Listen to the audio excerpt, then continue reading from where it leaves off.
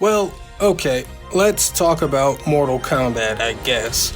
We got a couple of new announcements at Comic-Con, and although I personally feel as if there really isn't a lot to be said, I'm sure I'll pull a video's worth to say out of my ass. So, here we go. Now, the first trailer we got was a new character reveal trailer that confirmed 3 new playable characters and a new cameo. The newly announced characters were Li Mei, Tanya, and Baraka, and the cameo was Darius, or Darius, whatever. You know who I'm talking about. Now listen, I don't know if this is a controversial take or not, but I don't really like that Baraka's here. And it's not because I hate Baraka or anything like that. I actually played a shit ton of Baraka in MK11. It's just that I feel this spot in MK1 could have went to a more exciting, less obvious character, and maybe we could have just made Baraka DLC later or something. But I understand it's kind of weird to make Melina work without a Tarkatan presence, and it's kind of weird to have Tarkatans with no Baraka, but MK1 is turning all the stories and origins topsy-turvy anyway, so they could have mitigated that in reality if they really wanted to. But whatever. Baraka's here. He's main roster. It is what it is. I'll get over it.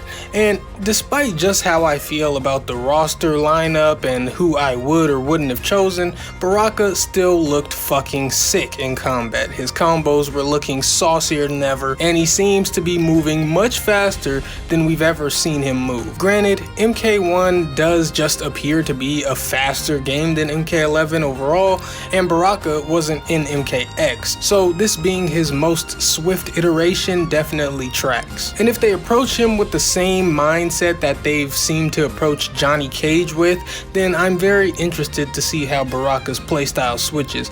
But in reality, he appears to be playing pretty traditionally, albeit faster. So yeah, those are pretty much all of my thoughts on Baraka. I really don't care to get into the lore of everything right now, so let's just move on. Now, earlier in the trailer than Baraka appeared, we saw Li Mei and Tanya. And one thing I noticed about these two characters is that they both seem to have been aged up from previous iterations. They both look like they're about 50 years old or so.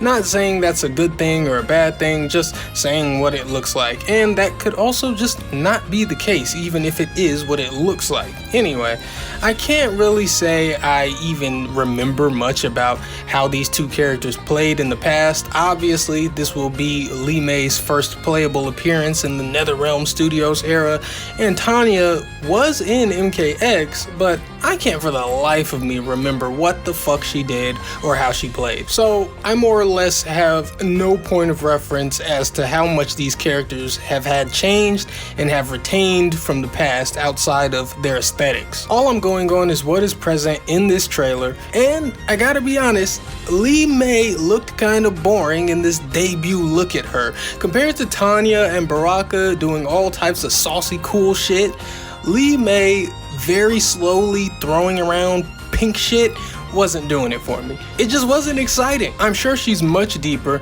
and much more fun to play than she came off, or at least I hope, but she was easily the most boring looking character here if you ask me. Without saying more, she's gonna be far down the list of characters I run to when it's finally time for us to play the full game. But Tanya was looking cool. She was doing cool shit, dope air combos and side swaps with that retractable stick thing. What do you call that thing? Whatever. It looked cool is my point. It looked a lot cooler than, Miss Pink Drink doing whatever the fuck she was doing. I mean, all Li Mei really had looking really cool in that trailer was her fucking fatality, and everybody's probably gonna have a cool fatality, so, it's not doing much. But alright, moving on once again to the other big announcement, the official reveal of Combat Pack 1, and turns out literally the only leak I made a video about was true.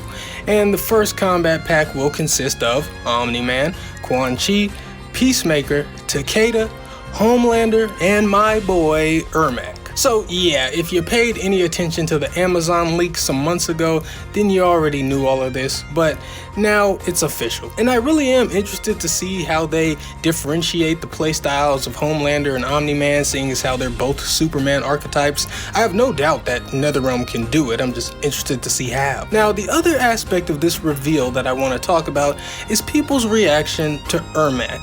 People apparently do not like Ermac's look, and as a person whose favorite Mortal Kombat character is Ermac, I just want to say that I have no idea what we're upset about.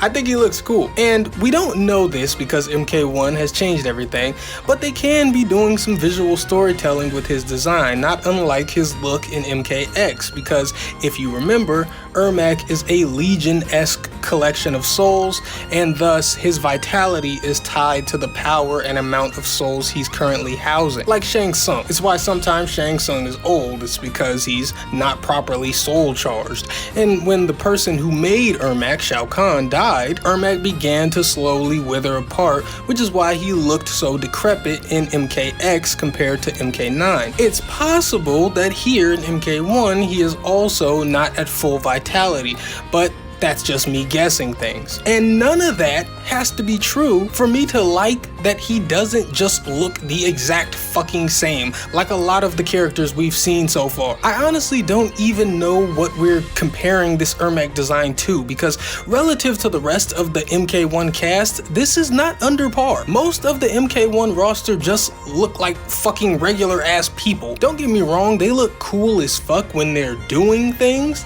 but when they're just standing around and you're just looking at the actual character design, it's a far cry from peak design. But that's always been MK, honestly. As far as character designs go, Mortal Kombat as a franchise is probably planted firmly in the B tier. And design-wise, I'd much rather take this new look on Ermac than characters like Quan Chi and Baraka, who would just go, yup, that's Quan Chi and Baraka again. They just look exactly how they've always fucking looked, and you need a professional detective, a private dick, to spot the difference. So yeah, I'm happy with Ermac in the game. You people exhaust me sometimes. But okay, that's it. I've said all I care to say. Now it's your turn to hop in the comments and insult me as one does.